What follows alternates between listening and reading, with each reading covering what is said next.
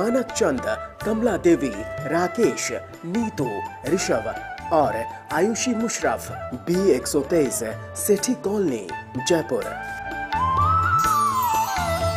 Shri Parshwanath re rolling mills limited, Durgapur 1, Bardhaman, West Bengal. Amita Jain, पत्नी अनिल कुमार जैन, संगीता जैन, पत्नी विपिन कुमार जैन। श्रीमती शशि बाला जैन, श्रेयांश जैन, श्रीमती अनुपमा जैन, शरीश जैन, श्रीमती शची जैन, चेतन Jain, Asmit Jain, 54B, नवीन नगर, सहारनपुर, उत्तर प्रदेश।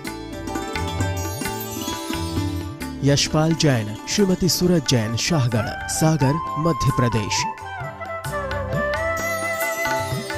श्रीमती कमला देवी पाटनी, धर्मपत्नी स्वर्गीय श्री मदन लाल जी पाटनी, सुपुत्र राजकुमार पाटनी, कैलाश चंद पाटनी, प्रकाश चंद पाटनी, प्रदीप कुमार पाटनी, अनिल कुमार पाटनी, इम्फाल, मणिपुर। लक्ष्मी देवी जैन, सीमा जैन, धर्मपत्नी श्री अशोक जैन, मेहुल जैन, शाश्वत जैन, प्लॉट नंबर 658, महावीर नगर, प्रथम, जयपुर, राजस्थान। श्री दिगंबर जैन, महिला शास्त्र सभा, सूर्यनगर, गाजियाबाद। श्री सन्मति महिला मंडल, श्री दिगंबर जैन मंदिर, सेठी कॉलोनी, आगरा रोड, जयपुर। जय जिनेन्द्र तज्जयति परम ज्योतिः समं समस्तैरनंत पर्यायैः दर्पणतलैव सकला प्रतिफलति पदार्थमालिका यत्र। पंच परमेष्टि भगवान की जय। सम्यक दर्शन के 3 अंगों की चर्चा पिछली ज्ञानशाला तक हो गई। आज चौथे और 5वें अंग की चर्चा करेंगे। तीसरा अंग है अमूढ़ दृष्टि। लोके शास्त्राभासे, लोके शास्त्राभासे, समयाभासे च देवताभासे, समयाभासे च देवताभासे, नित्यमपि तत्त्वरुचिना, नित्यमपि तत्त्वरुचिना, कर्तव्यममूढदृष्टित्वम्, कर्तव्यममूढदृष्टित्वम्। बोलिए। लोके शास्त्राभासे, समयाभासे च देवताभासे, नित्यमपि तत्त्वरुचिना, कर्तव्यममूढदृष्टित्वम्। अंग का नाम है अमूढ़ दृष्टि। मूढ़ दृष्टि जिसकी नज़र में मूर्खता है, अमूढ़ दृष्टि जिसकी नज़र में मूर्खता नहीं है। मूढ़ दृष्टि कैसा होता है? किसी भी कार्य को करने से पहले ये नहीं सोचता करना उचित है, अनुचित, क्यों करना, क्यों नहीं करना, ऐसा। और जो अमूढ़ दृष्टि है, करने से पहले उसके बारे में सोच विचार कर उस कार्य को करता है। देखें, लोक के तमाम कार्यों में शास्त्राभाषे, भाषे शब्द ये बता रहा है जो शास्त्र तो नहीं है पर शास्त्र कहे जाते हैं, शास्त्र की तरह जिनको माना जाता है वो शास्त्राभास। समयाभासे जो समयाभासे धर्माभासे, अर्थात जो वास्तव में धर्म नहीं है लेकिन जिनको धर्म माना जा रहा है, समयाभासे। देवताभासे जो देव तो नहीं है लेकिन जिनको देव मानकर पूजा की जा रही है। इन सब में, लौकिक कार्यों में, शास्त्र जैसे माने जा रहे शास्त्रों में, जो अन्य धर्म को माने, जो जिनको धर्म माना जा रहा है पर जो धर्म नहीं है, ऐसे समयाभासों में, और जो पूजने योग्य देव नहीं हैं फिर भी पूजे जा रहे हैं, ऐसे देवता भासों में। नित्यमपि माने हमेशा ही, तत्व रुचिना, जिनकी तत्व में रुचिवंत हैं जो ऐसे जीव, कर्तव्य उनके द्वारा करने योग्य है अमूढ़ दृष्टि पना। सोचो समझो और कार्य करो। किसी ने कह दिया ये पेड़ है, इस पेड़ को हाथ जोड़ने हैं, लिए और हाथ जोड़ दिए। हाथ क्यों जोड़ना? ये मिट्टी का ढेर लगा है, पत्थर का ढेर है, इसकी पूजा करनी है, क्यों करनी? नहीं, ऐसे पूजा मैं नहीं करता। क्यों? अमूढ़ दृष्टि है, उसकी नज़र में मूढ़ता नहीं है। मूढ़ता माने अज्ञानता, मूर्खता। ऐसे नहीं चाहे जो कुछ काम कर लें, ऐसे नहीं होता। पंडित जी, सांसारिक कार्यों में अगर हम ऐसे टोका टोकी करेंगे तो फिर बहुत दिक्कत हो जाएगी। देखो, हम लोगों में बहुत सारे क्रियाकांड अन्य धर्मों के कारण आ घुसे। अगर उनके बारे में हम विचार नहीं करेंगे, टोका टाकी या बुद्धि नहीं लगाएंगे तो महान मिथ्यात्व पनप जाएगा। मैं अपनी एक बात सुनाऊं। हमारे यहाँ पहले क्या होता था, जब हमारे यहाँ से पहले कोई दूल्हा घोड़ी पे निकलता था तो हमारी जो मंडी का फाटक था, उस फाटक के बगल में एक आला था। पहले उसको घोड़ी से उतर के उस आले की पूजा अर्चना करनी होती थी, फिर वो जाता था। अब जब हमारा नंबर आया तो हम जब गए तो सब लोग बोले उतरो और ये जो आला बना हुआ है ना, इस आले में ये फूल माला वगैरह दो, फिर आगे जाओ। हमने कहा क्यों, क्या है ये? हमारे लिए तो कुछ भी नहीं। नहीं भाई, ये हो रहा है, बरसों से हो रहा है तो होने दो। तो अगर हम टोका टाकी न करें तो क्या वैसे ही चढ़ाते रहें? सोचो, अरे ये क्रिया क्यों हो रही है मालूम नहीं। पहले एक उदाहरण सुनते थे कि जब एक किसी व्यक्ति के यहाँ फेरे पड़ रहे थे तो वहाँ एक बिल्ली बड़ा ऊधम कर रही थी। तो एक वृद्ध महिला ने क्या किया, जब वो बिल्ली बैठी थी उसके ऊपर चुपचाप एक बड़ी, वो जो होती है मूड़ी बैठने की, मूड़ी उसके ऊपर रख दी और वो बिल्ली उसमें बैठी रही। जब फेरे पड़ गए तब उन्होंने उस बिल्ली को वहाँ से हटा दिया। अब लोग क्या कहने लगे, यहाँ तो रिवाज है फेरे पड़े तो एक बिल्ली को मूड़े के अंदर रखना। ये कौन सी अक्लमंदी की बात है? क्या आज हम लोगों में ऐसे बहुत से रीत रिवाज नहीं है क्या? बहुत से रीत रिवाज ऐसे हैं जिनका कोई सिरा आसरा नहीं, जिनके बारे में क्यों किया जाता है नहीं, उनके बारे में तो टोका टोकी करनी ही पड़ेगी। पहले हमारे यहाँ एक पंडित जी आए थे, बहुत विद्वान।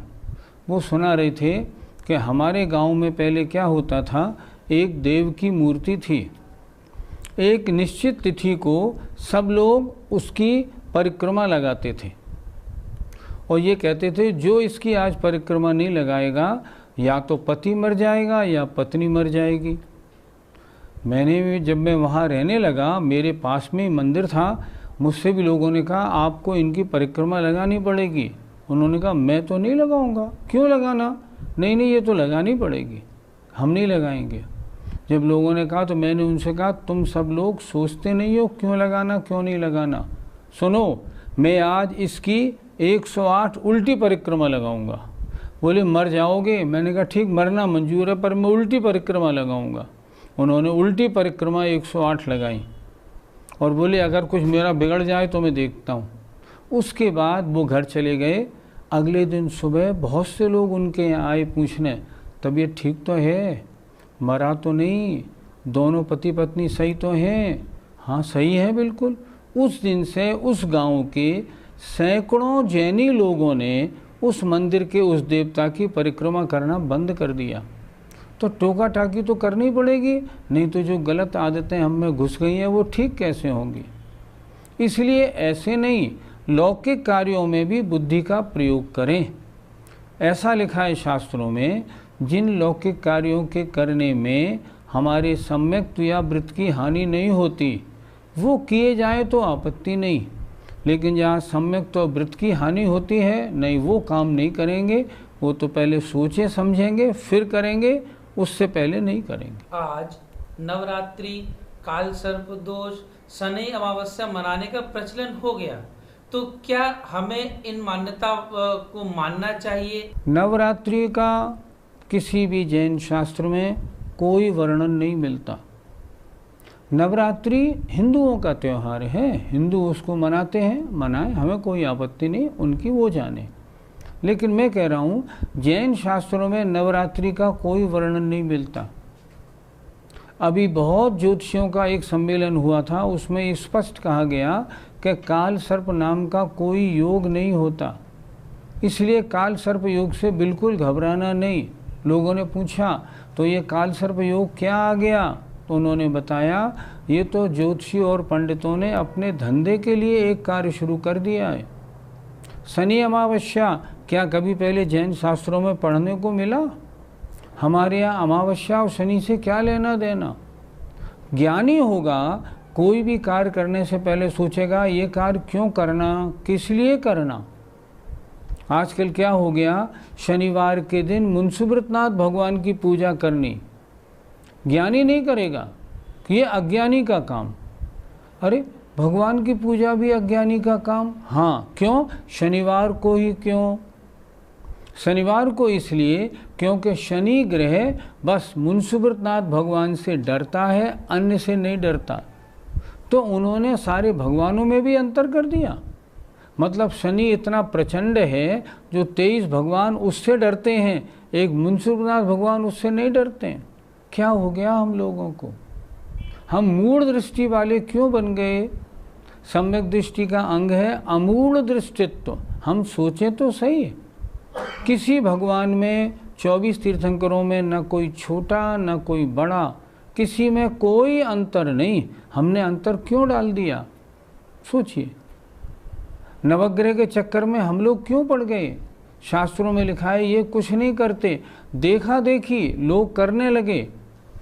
हमने तो देखा, एक मुनि महाराज जयपुर पधारे थे, हमारे पास खबर आई समाज से, यहाँ मुनि महाराज नवरात्रि के दिनों में प्रोग्राम करने वाले, ज़रा इनसे आके आप बात करें। हम गए, हमने उनसे निवेदन किया, उन्होंने कहा नहीं नहीं मैं कुछ नहीं कर रहा, मैं नहीं करूँगा। हम उनसे बात करके घर लौटे, 2-3 किलोमीटर दूर संस्थान आए, मालूम पड़ा हमारे सामने तो उन्होंने ऐसे कहा था, बाद में उन्होंने लोगों से फिर कहा नहीं नहीं नवरात्रि का प्रोग्राम होगा क्यों नहीं। ये क्या हो रहा है मुझे बताएं? क्या अमूढ़ दृष्टिपना है या मूढ़ दृष्टिपना है? हम किसी कार्य के करने से पहले सोचें तो सही कि धार्मिक दृष्टि से, शास्त्रीय दृष्टि से इसका महत्व क्या है। अगर नहीं सोचेंगे तब फिर मूढ़ दृष्टि कहलाएंगे, अमूढ़ दृष्टि नहीं। क्या लिखा छेड़ालाकार ने? तत्व कुतत्व पिछाने। वास्तविकता क्या है और अवास्तविकता क्या है, इसको अमूढ़ दृष्टि अंग वाला बहुत अच्छी तरह पहचानता है। वो किसी के कहने में, बहकावे में नहीं आता, हर जगह अपनी बुद्धि लगाता है। ये कार्य करने योग्य है तो करूँगा, नहीं करने योग्य है तो नहीं करूँगा। शास्त्रीय दृष्टि से शास्त्र का अभ्यासी है, सब तरफ से सोच के कार्य करने वाला होना चाहिए। अगर ऐसा है तो अमूढ़ दृष्टि अंग का पालक माना जाता है। पंडित जी, इस श्लोक में जो देवता भाषा शब्द आया है उससे हमें क्या समझना चाहिए? जो पूजन के योग्य है वो देव है। अब जो पूजन के योग्य नहीं है लेकिन दुनिया उन्हें देव की तरह मानती है, वो कहलाते हैं देवता भास। ज्ञानी की दृष्टि देवता भाषों में देवता भाष की तरह होती है। हमने देखा बहुतों के यहाँ तो तराजू बाट पूजते हैं, बहुतों के यहाँ मशीनें पूजती हैं, तिजोरी पूजती हैं, अरे वृक्ष पूजते हैं, पशु पूजते हैं। ये क्या हो रहा है? ये क्या देव हैं? सोचो, हमने चार्ज इसको लिया और देव मान लिया, पत्थर का ढेर बनाया और वह देवता की तरह पूजने लगे। ऐसे नहीं, ये मूढ़ दृष्टि है। सम्यक दृष्टि अमूढ़ दृष्टि अंग वाला होता है। जो देव नहीं है और देव मान के पूजे जा रहे हैं उनको वह कभी नहीं पूजता। क्यों? इनमें देवत्व का गुण नहीं है, इनकी पूजा कैसी।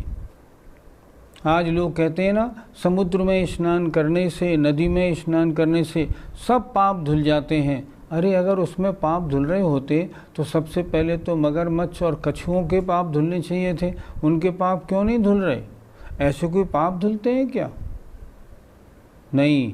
सम्यक दृष्टि हर लोक के मामले में, धर्म के मामले में, देवता के मामले में, इन सब मामलों में अपनी बुद्धि का प्रयोग करता है और तदनुसार कार्य करता है।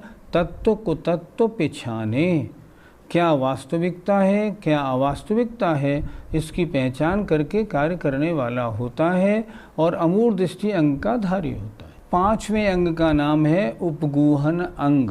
धर्मो विवर्धनीयः धर्मो विवर्धनीयः सदात्मनो मार्दवादि भावनया सदात्मनो मार्दवादि भावनया परदोष निगूहनमपि परदोष निगूहनमपि विधेयमुपवृङ्गण गुणार्थम्। विधेयमुपवृङ्गण गुणार्थम्। बोलिए, धर्मो विवर्धनीय सदात्मनो मार्दवादि भावनया परदोष निगूहनमपि विधेयमुपवृङ्गण गुणार्थम। उपगूहन अंग का तात्पर्य होता है आत्मा के धर्म को बढ़ाना और दूसरों के दोषों को ढकना। सम्यक दृष्टि में ये दोनों बातें पाई जाती हैं। आत्मा के गुणों की निरंतर वृद्धि करता है और दूसरों के दोषों को ढकने वाला होता है। यह उपगूहन अंग की परिभाषा है। श्लोक देखिए, धर्मो भी वर्धनीय, धर्म की वृद्धि करनी चाहिए। धर्म अभिवर्धनीय, धर्म की वृद्धि अर्थात आत्मधर्म को निरंतर बढ़ाना चाहिए। सदा आत्मनो, सदा आत्मा के अर्थात सदा आत्मा के धर्म को बढ़ाना चाहिए। आत्मा का धर्म कैसे बढ़ेगा? मार्दवादि भावनया, मार्दव आदि भावनाओं के द्वारा, अर्थात क्षमा, मार्दव, आर्जव आदि भावनाओं के द्वारा आत्मा के धर्म को बढ़ाना चाहिए। एक बात। दूसरी बात, पर दोष निगूहनम अपि, और दूसरे के दोषों को ढकना चाहिए। विदेहम, ये करने योग्य है। उपवृंगण माने उपगूहन गुण के लिए। उपगूहन अंग का पालन करना है तो दो कार्य करने होंगे। पहली बात, अब सदा आत्मा के धर्म को बढ़ाना चाहिए मार्दव आदि भावनाओं के द्वारा, एक बात।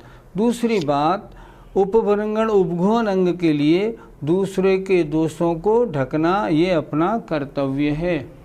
जो इन दोनों कार्यों को करता है उसके सम्यक दर्शन का 5वां उपगूहन नाम का अंग होता है। पंडित जी, वर्तमान के शिथिलाचार के बारे में सम्यक दृष्टि कुछ बोलेगा या चुप रहेगा? आचार्य शांत सागर जी महाराज से किसी श्रावक ने कहा था, उनके चार्य चक्रवर्ती ग्रंथ में ये प्रसंग दिया है, महाराज आजकल मुनियों में शिथिलाचार बहुत दिखाई देने लगा है, हम श्रावकों को क्या करना चाहिए? तो चार्य चक्रवर्ती आचार्य श्री ने कहा था, उन मुनि महाराज को एकांत में बताना चाहिए। श्रावक ने फिर कहा, महाराज एकांत में बताएं, और फिर भी वे न माने तब क्या करना चाहिए? तब उन्होंने कहा था, उसकी उपेक्षा करनी चाहिए। मतलब ठीक है महाराज, आपकी आप जानो, अब हम अपना रास्ता अलग बना लेते हैं। कमी बताने में बुराई नहीं है, लेकिन मुनि महाराज शिथिलाचार मान लो है और किन्हीं मुनि से चर्चा करनी हो, एकांत में बड़ी विनय पूर्वक शास्त्रीय प्रमाण सहित निवेदन करना अपना कर्तव्य होता है। कमियां सब में होती हैं, और अगर आप चाहते हैं कि ये कमी इनमें दूर हो जाए तो कितना अच्छा है, तो आप कमियां बताएं बड़ी विनय पूर्वक। और मैं तो कहता हूँ, जहाँ जहाँ विनय पूर्वक आप निवेदन करेंगे आपकी बात ज़रूर मानी जाएगी। इसलिए शिथिलाचार के लिए भी बोलना बुरी बात नहीं है, लेकिन लोक में प्रचार करना वो बुरी बात है। उनकी निंदा कराना नहीं, वो बुरी बात है। लेकिन उसको दूर करने का प्रयत्न तो ज़रूर करना चाहिए, अन्यथा ये इतना फैल जाएगा जो हाथ जोड़ना मुश्किल हो जाएगा। पंडित जी, यहाँ जो उपबृंगण शब्द आया है इसका क्या अर्थ है? उपबृंगण का मतलब है उपगूहन। उपबृंगण और उपगूहन ये दोनों पर्यायवाची शब्द हैं, अर्थात इस तरह कर्तव्यम करना चाहिए उपगूहन या उपबृंगण गुण के लिए। अगर आपको उपगूहन अंग या उपबृंगण का पालन करना है तो ऐसा करने योग्य है। पंडित जी, अपने मंदिर में यदि कोई गलत कार्य करता है तो क्या हमें उसे टोकना चाहिए? मान लो मंदिर जी में 20 व्यक्ति पूजा करने वाले हैं और वो पूजा करते हैं, उनमें एक सज्जन ऐसे हैं जो बहुत ज़ोर ज़ोर से बोलते हैं और सबको डिस्टर्ब करते हैं। आप क्या करोगे? क्या उनको रोकोगे नहीं? क्या व्यवस्था नहीं बनाओगे? क्या सम्यक दृष्टि व्यवस्था नहीं बनाएगा? क्यों नहीं बनाएगा? उन्हें समझाएगा विनय पूर्वक, भैया आप ऐसे करते हैं, हम सब लोगों को बहुत डिस्टर्ब होता है, ऐसा नहीं करो। मैंने तो कई जगह ऐसा देखा कि पूजा करने वाले 20 लोग पूजा कर रहे हैं, 2 व्यक्ति इतनी ज़ोर ज़ोर से बोल रहे हैं कि 20 के 20 लोग डिस्टर्ब हो रहे हैं। ऐसा करने से दूसरे की पूजाओं में विघ्न, महान अंतराय कर्म का बंध होता है। आप स्वयं भी शालीनता से पूजा करें, औरों को भी शालीनता से पूजा करने दें। यदि ऐसा कोई प्रसंग आए तो हमें क्या करना चाहिए? बिल्कुल निवेदन करना चाहिए। मैं अपना प्रसंग बताऊं, जगह का नाम नहीं लूँगा, एक बड़े शहर में जाना पड़ा। वहाँ जाके जब मैं पूजा करने लगा तो मैंने देखा 2 लोग इतनी ज़ोर से पूजा करते हैं कि पूजा कोई नहीं कर पा रहा। तो मैं जब पूजा करके चुका तो मैंने कहा, वहाँ जो सज्जन थे, मैंने उनसे कहा कि ये 2 भैया इतनी ज़ोर से पूजा करते हैं, इनको आप मना क्यों नहीं करते? लोगों ने बताया, साहब ये बड़े पदाधिकारी हैं, किसी की नहीं सुनते, ये कहते हैं हम तो ऐसे ही करेंगे, हमें कौन रोकने वाला है। तो मैंने कहा क्या करना चाहिए फिर? बोले आप जानो, ये नहीं रुकेंगे। मैंने कहा मैं देखता हूँ। मैं उनके पास अगले दिन गया, जब वो पूजा कर रहे थे, मैंने हाथ जोड़ के विनयपूर्वक उनसे निवेदन किया। मुझे बहुत अच्छा लगा, उन्होंने तुरंत स्वीकार किया। अगले दिन से पूरे मंदिर में शांति हो गई। और अच्छी मुझे और भी कब ये बात लगी, जब मैं दोबारा जब 6 महीने बाद वहाँ गया और मैंने देखा तो मुझे वो शांति से पूजा करते हुए मिले। तो अगर किसी को टोकना है गलत कार्य के लिए, ज़रूर टोकना चाहिए, लेकिन सामने वाले में गुण की वृद्धि के लिए, व्यवस्था बनाने के लिए टोकना ठीक है। निंदा वाला कार्य नहीं करना चाहिए। देखो सूत्र है एक, परात्म निंदा प्रशंसे सत्सद गुणोच्छादनोद भावने च नीचैर गोत्रस्य। अगर अपनी प्रशंसा और दूसरे की निंदा की जाती है तो नीच गोत्र कर्म का आश्रव होता है, इसलिए इनसे तो बचना ही बचना है। लेकिन अगर व्यवस्था बनाने को टोकना पड़े तब क्या करें? ज़रूर टोके, बिना सही टोकेगा तो काम होगा। पंडित जी, मार्दव आदि भावनाओं के द्वारा धर्म कैसे बढ़ाया जाता है? मार्दवादी जो भावनाएं हैं ये कषायों का शमन करती हैं और धर्म की वृद्धि करती हैं। मार्दव मान कषाय का उल्टा है। अगर मार्दव भाव को आप बढ़ाएंगे तो आपकी मान कषाय शिथिल होगी। अगर आप क्षमा भाव की वृद्धि करेंगे, समता भाव अपने में बढ़ाएंगे तो क्रोध कषाय नीचे जाएगी। अगर आप अपने में आर्जव भाव बढ़ाएंगे तो मायाचारी शिथिल होगी। तो धर्म के बढ़ाने के लिए मार्दव, आर्जव, क्षमा, शौच आदि जो गुण हैं, इन गुणों की वृद्धि करानी चाहिए, ताकि इनकी विरोधी जो कषायें हैं वो कषायें दबें और आत्मा में धर्म की वृद्धि हो। यही तो धर्म है। धर्म किसे कहते हैं? कषायों का शमन, इसका नाम धर्म है। मिथ्यात्व का वमन, इसका नाम धर्म है। इस कार्य को अवश्य करना चाहिए। जय जिनेंद्र। मानक चंद, कमला देवी, राकेश, नीतू, ऋषभ और आयुषी मुशरफ, B123, सेठी कॉलोनी, जयपुर।